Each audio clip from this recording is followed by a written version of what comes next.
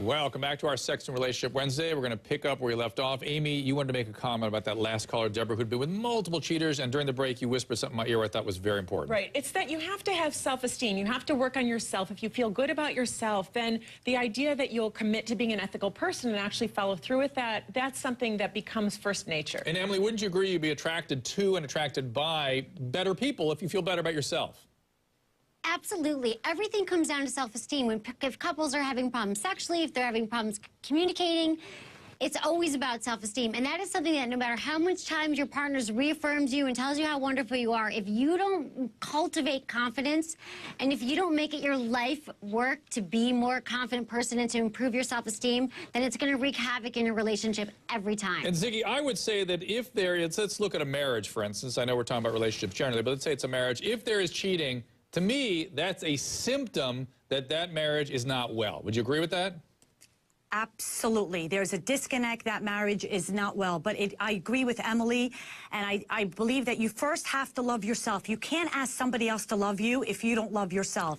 And when you lead with your truest self and you love yourself, people just automatically fall in love with you. Okay, we're getting a serious... It starts within you. It does indeed. And again, remember, where does esteem come from? It comes from our relationship with our parents and our family of origin. The self emerges in the context of those relationships, and how we were treated then affects our choices now. We're getting a bunch of calls about cheating, so let's go to Kristen in Louisiana. Kristen. Hi, Dr. Drew. Kristen, how are you? I'm good. How are you? I'm good. What do you got for us? I basically wanted to know, how do you come out of being the other girl for a guy that just broke up out of a relationship? I'm not sure I understand. You mean, I'm not sure I understand the question. Okay, so like a guy breaks up with the girl, his girlfriend, and for like the extra girl. How do you come out? Was she the one, were you the one that was being cheated with? He was cheating with you? Yeah. You were the cheater, cheat-e. Emily, you're shaking your head. Go ahead. I do believe that people can change if they really want to change. They have to work on why they're cheating. But if you're the one that he's cheating with, he's going to cheat on you with someone else. And I just don't think it's a good pattern. It's not a good path to go down. I agree, Emily. Do any of you three disagree with me on this statement? If you want to know how your relationship is going to end, look at how his last one ended. It ended by cheating with you.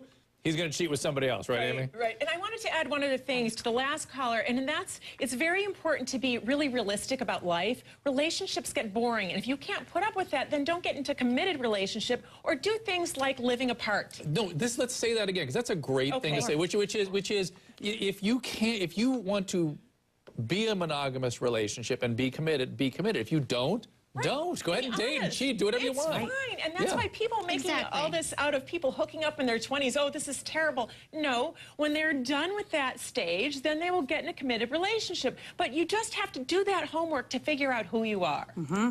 Siggy says yes? I agree. Yes. Emily? Not only do I say yes. I don't think that monogamy should be the only choice. I think that the only models we see in our culture is monogamy, and I believe it's kind of an epidemic in our culture because people don't realize there are other ways to live your life. I'm going to get into that. I'm going to get into that in spades, and then after we finish our conversation with this couple that's, I don't know, I have to diagram it to figure it out. But listen, as a clinician, I do know that people are healthier, happier, live longer, have less medical problems, particularly men, when he or she, he particularly, is in sustained monogamy relationship. So it's healthier for sure. It's not the only choice, but it's healthier. Cheryl and Iowa. Cheryl. Hi. I'm sorry. I have so much I could say, but I'll try to keep it brief. Okay. First of all, my dad told me he was an alcoholic and an abusive individual. Nice. But he gave me one good advice. He said, if you're being accused of being cheating, then usually the other person is the one cheating or thinking about it, which I have found true. Have you been with a bunch of cheaters? Yes, I've been married 5 times. Oh, Cheryl. How's that work out? Well, my 5th marriage is pretty good. Me and my husband haven't had sex in 4 years due to some of his health problems. Oh, I'm sorry. He told me straight up coming into the relationship. I said, if you are done with me, you tell me before you cheat. Were you, I'm just gonna toss something at you. Did you have some sexual trauma growing up? Yes, I was abused by aunts, uncles, babysitters. Okay, because I think it's interesting that you look at your 5th marriage as being successful without sex. And Siggy, that's kind of hard for the average. Emily, go ahead. Emily first. Emily, you're to say I know. Go ahead. No, I just think that I think that any couple that doesn't connect sexually and they say, well, everything's great, he pays the bills, I take out the trash, and everything's wonderful. If you're not having sex, you are not in a healthy relationship because you need that sex for the intimacy and you need it to connect with each other. I completely agree with you. So I would say that's not healthy. I agree, and data shows clearly that the couples particularly have 1.5, 2 times a week tend to be happier than those that have less. But I'll tell you what, for Cheryl, who had sexual abuse in childhood and that's still unresolved, so for her to have the sex out of the relationship works. Right. Well, but I have something to say. You need to resolve those issues, of course, but actually people have this really mistaken view of sex, that it's all or nothing, that it's intercourse or nothing. And people need to fool around. Maybe the guy has erectile dysfunction now, but he can still make out with you. And that intimacy, like one of my colleagues was saying in San Francisco, is extremely important. Siggy, you want to comment on this too? Yes, no, but I want to say it's all about finding a balance. With this last caller, she's so afraid of being cheated on that she leads with always suspecting that her partner is cheating on her. So right now, she's very happy with the fact that, or not that happy with the fact that she's not having sex. It goes back to balancing. Whoever promised you that life was going to be a box of chocolates lied to you. There is no butterflies in your stomach. Every relationship takes work. And if you're not going to work on it, it's going to die. You're going to end up being cheated on or being the cheater. Yeah, the fact is that you said a lot of interesting stuff there, Siggy, that intensity is not necessarily the sign of a good relationship. In fact, what we say is when we're treating people who mistake intensity for love is rather than think lightning bolts, think butterflies. That's a healthier instinct. These people that pick cheaters, pick bad people. We heard somebody talk about picking a bad boy. That's looking for a lightning bolt. And that isn't healthy necessarily. And the temperature of your relationship is something you can control. And one way I think you can do that is by always treating the person like you love them. Never treating them like you stopped loving them, even when you're annoyed. Take that 5 seconds and control yourself. You guys are packing a lot of stuff into these statements. Emily, I'm going to go to you too. Yeah, because treating somebody like you love them is an aphorism that could cover so much that goes on wrong in relationships. People don't treat each other like they love the other person. That's not how you treat somebody you love. No, if you love somebody, you have to constantly affirm them. You have to constantly tell them that you love them. Do loving things. Think of them often. Say loving, bring them home treats or make small efforts. Relationships do take work, and anyone who tells you it doesn't is crazy. It's just like your job. You're trying to get to different levels in your job.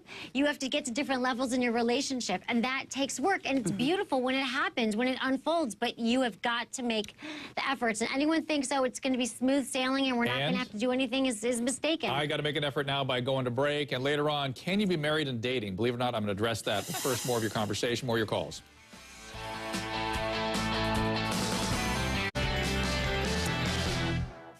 Okay, we're taking your calls about marriage, cheating, dating, sex, and now we're talking about clinging men. What do you do if a man is too clingy, Amy? Well, it's a sign that he is insecure, and it's not the best man to be with, because that's going to come out over and over again in your relationship. Emily, how about that? Feeling safe in a relationship is the thing that people complain to me most about. They do it different ways. They don't usually say the words, I don't feel safe, but really what they're complaining about is, I can't feel safe in this relationship. And I agree that it's about their own insecurity, that they will not feel safe in any relationship. I mean, they might be with somebody who's not affirming them, but people who are clingy in particular are people who have a direct insecurity, and they're never going to feel self-assured in a relationship unless they feel confident in themselves. Quick call, Jessica in North Carolina. Jessica? Hi, Dr. Drew. How are you? I'm good. How are you?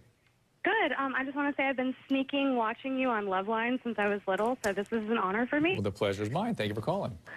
You're welcome. Well, I'm 26 years old, and I've been with my boyfriend for about 8 years. We have an 18-month-old little girl, but as a child, I was abandoned pretty much by my parents. They were both addicts, so I was alone all the time. Okay.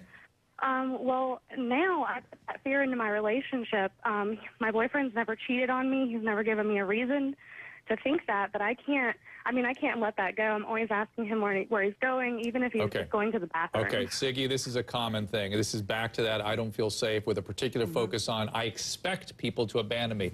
I would say, Siggy, that Jessica's biggest risk, because she sounds like she has a good guy here, is that she's going to leave him. Yes, no, or she's going to lose him, because no man wants an insecure woman, and no woman wants an insecure man. What happened to you in your past, Jessica, is very sad, and I feel for you. But you have to leave the past, and you can't let it affect this healthy relationship that you're in now. You can't always assume that he's out there doing something bad when he's not, because eventually he'll get sick and tired and look for love elsewhere. And I would say, you know, listen, if you can't deal with those abandonment issues, please get therapy. Emily, last words. I would say men really need to know they're appreciated, and you need to treat him like he's behaving. You need to give him credit for the guy he is. Very, very important. And Emily, I have just enough time for you to ring in here. Go ahead. Yeah, no, it's because it's not about him, it's about her. And so I say therapy, go to therapy, do not pass go, and commit to therapy for a while to move past these issues from your past. I gotta say, you guys are a great trio. I hope to have you back again. Siggy, excellent job. Emily, excellent job. By the way, my director, Dave, wants your phone number, I believe. Amy, thank you so much for joining us. Dave, suddenly the camera jumped there. I think I gave Dave a coronary or a stroke or something. But okay, thank you guys. This is an interesting conversation. Lots of calls still coming in. We'll try to respond to some of this stuff online, perhaps. Next up, would you